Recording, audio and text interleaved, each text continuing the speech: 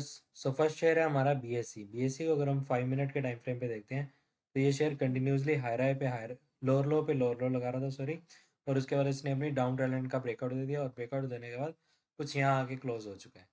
तो कल अगर अब ये यहीं के ही ओपन होता है और ये यहाँ तक आता है, यहाँ तक आता है और एक यहाँ पे यहीं के ही ओपन होता है और यहाँ तक आता है, एक ग्रीन कैंडल बनाता है और उसका हाई ब्रेक करता है। अज्यूम करो कि यहाँ आया और यहाँ आके इसने एक ग्रीन कैंडल बनाई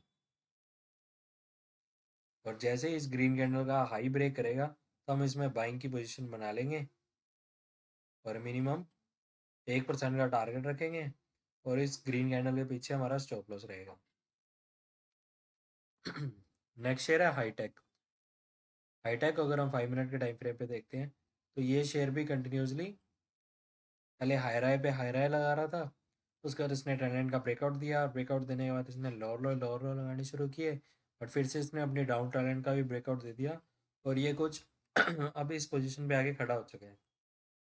तो कल अगर ये यहीं के ही ओपन होता है और सीधा खुलते ही सीधा ब्रेक करता है और ब्रेक करने के बाद जैसे ही एक पुल बैक लेगा और पुल बैक लेने के बाद एक ग्रीन कैंडल बनाएगा और फिर इस ग्रीन कैंडल का जैसे ही हाई ब्रेक होगा, जैसे ही यहाँ पे हाई ब्रेक हुआ, हाई ब्रेक होते ही हमने रनिंग कैंडल में ही पोजीशन बना लेंगे और इस ग्रीन कैंडल के पीछे हमारा स्टॉप लॉस रहेगा और मिनिमम हम 1% का टारगेट रखेंगे। नेक्स्ट शेयर है पीडीएसएल। पीडीएसएल को अगर हम 5 मिनट के टाइम फ्रेम पे देखते हैं तो ये शेयर भी कंटिन्यूसली हाई राय लगा रहा है। उसके बाद इसने अपनी ट्रेंड लाइन का ब्रेकआउट दे दिया और ब्रेकआउट देने के बाद फिर से इसने लोअर लो पे लोअर लो लगाने शुरू कर दिया और डाउन ट्रेंड लाइन को फॉलो करना शुरू कर दिया और अब इसने अपनी डाउन ट्रेंड लाइन का भी ब्रेकआउट दे दिया है और ये कहीं ना कहीं यहीं कंसोलिडेट कर रहा है। अब ये ऊपर जा नहीं रहा है, तो जब तक ये इस जोन के ऊपर नहीं चला जाता तब तक हम इसमें बाइंग की पोजीशन नहीं बनाएंगे। और अगर हम चाहते हैं कि ये सेलिंग मोड में आए, तो अगर हम इसे शॉर्ट करना चाहते हैं तो इसे यहीं के ओपन होगा और कल ये जब तक इस सपोर्ट को ब्रेक नहीं करता तब तक हम इसमें पोजीशन नहीं बनाएंगे। जैसे ही ब्रेक कर देगा और ब्रेक करने के बाद एक पुल बैक लेगा और पुल बैक लेने के बाद एक रेड कैंडल बनाने का हम वेट करेंगे। अज्यूम करो कि यहाँ पे एक रेड कैंडल बनती है और जैसे ही इस रेड कैंडल का लो ब्रेक होएगा तब हम इसे शॉर्ट कर देंगे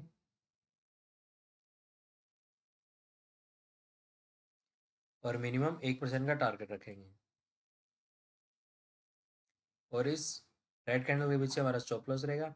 ये मैंने कैंडल्स कुछ ज़्यादा ही बड़ी बड़ी ड्रॉ करती है बट एक्चुअल में कैंडल्स बनेंगी कुछ ऐसी इतनी छोटी छोटी और जैसे ही लो ब्रेक होएगा हम इसके पीछे पोजीशन बना देंगे। हमारा स्टॉप लॉस 0.5 0.34 पॉइंट मतलब 0.5 से मैक्स तो हमेशा रहता ही नहीं है कभी भी। तो और 1% का टारगेट रखेंगे। आर रेशो मोस्टली 1:2.5 प्लस ही रहता है हमारा। तो जब भी कैंडल्स आप देख सकते हो कि कैंडल्स बनती कितनी कितनी है। आप अगर आप देखें इसको, आपको अभी दिखाता हूँ। अब जैसे कि जब भी सेलिंग आने वाली होती है ना तो एक छोटी कैंडल से सेलिंग आती है और हमने छोटी कैंडल से ही सेलिंग करनी है, बड़ी कैंडल को लेके नहीं चलना है। अब जैसे कि ऐसी ऐसी रेड कैंडल्स बने, या तो जैसे कि ये एक रेड कैंडल बनी है या फिर ये एक रेड कैंडल बनी है। जब भी अगर आप नोटिस करो, अगर मैं आपको बहुत ही इंपॉर्टेंट चीज़ बताता हूँ जो आज तक आपको किसी ने नहीं बताई होगी और ये मैंने बहुत ही अपने सालों के एक्सपीरियंस से सीखी है। जब भी कभी भी बहुत बड़ा फॉल आने वाला होता है ना तो वो बेशक स्मॉल कैंडल से शुरू होता है, कभी भी बड़ी कैंडल से फॉल नहीं आता। कभी भी इतनी बड़ी रेड कैंडल बनेगी और उसके बाद एकदम से फॉल नहीं आता होता। आप देख सकते हो कि यहाँ से फॉल की शुरुआत हुई और यहाँ पे एक ये छोटी सी रेड कैंडल बनी है। अब आप देख सकते हो अगर इसके पीछे देखें तो सिर्फ 34 पॉइंट्स का एसएल बनता, बट इसके बाद फॉल देखो कितना बड़ा है। जैसे इस रेड कैंडल का लो ब्रेक हुआ आप देख सकते हो 600 प्लस पॉइंट का फॉल और हमारा स्टॉप लॉस कितना होता है सिर्फ 33 पॉइंट्स का। आर रेशो देख रहे हो गाइस, कंटिन्यूसली रेड कैंडल्स बनी उसके बाद एक भी ग्रीन कैंडल नहीं बनी। तो जब भी फॉल आता है तो हमेशा एक छोटी कैंडल से शुरुआत होती है। अगर कभी भी इसलिए एक तो इसका ये भी बेनिफिट हो जाता है, आपको स्टॉप लॉस बड़ा नहीं बनाना पड़ता और टारगेट भी बड़ा बनता है। स्टॉप लॉस इसमें हमारा छोटा रहता है हमेशा। तो जब रेड कैंडल बनेगी तो हमेशा हमारा ऐसा होएगा अराउंड 0.3 to 0.5%, बस इससे बड़ी कैंडल बनते ही नहीं है। सो हम टारगेट रखेंगे 1% का, और एसएल हमारा कुछ प्रीवियस रेड कैंडल के पीछे रहेगा। नेक्स्ट शेयर है KDDI। अगर हम इसे 5 मिनट के टाइम फ्रेम पे देखते हैं तो ये शेयर भी कंटिन्यूसली हाई राय पे हाई राय लगा रहा था। उसके बाद इसने अपनी ट्रेंड लाइन का ब्रेकआउट दे दिया, और ब्रेकआउट देने के बाद इसने अपनी इस सपोर्ट को भी ब्रेक कर दिया है। तो कल अगर ये यहीं के ही ओपन होता है, यहीं के ही ओपन होने के बाद अपने इस लो को ब्रेक कर देता है और फिर एक पुल बैक लेता है, और फिर पुल बैक लेने के बाद एक यहाँ पे एक रेड कैंडल बनाता है, और फिर इस रेड कैंडल का लो ब्रेक करता है। जैसे ही इस रेड कैंडल का लो ब्रेक होएगा, अब हम इसे शॉर्ट कर देंगे, और प्रीवियस रेड कैंडल के पीछे हमारा स्टॉप लॉस रहेगा, और मिनिमम हम 1% का टारगेट रखेंगे। नेक्स्ट शेयर है सोलर इंडस्ट्रीज। सोलर इंडस्ट्रीज को अगर हम 5 मिनट के टाइम फ्रेम पे देखते हैं तो ये शेयर कंटिन्यूसली हाई राय पे हाई राय लगा रहा था। उसके बाद इसने अपनी ट्रेंड लाइन का ब्रेकआउट दे दिया, और ब्रेकआउट देने के बाद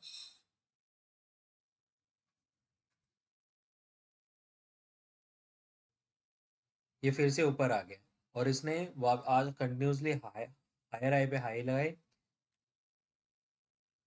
और इसने अपने ऑल टाइम हाई को ब्रेक करने की कोशिश की, बट ब्रेक नहीं कर पाया, और फिर से सेलिंग आ गई। फिर से लोअर लो पे लोअर लो लगाने लग गया अब ये।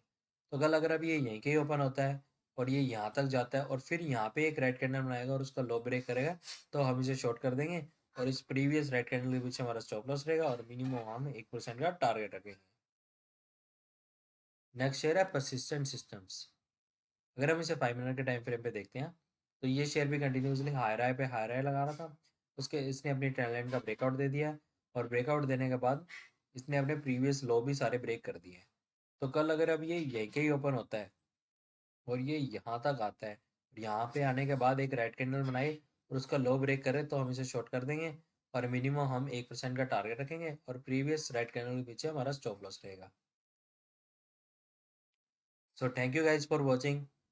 मिलते हैं कल की P&L के बाद, और कल की P&L वीडियो के बाद।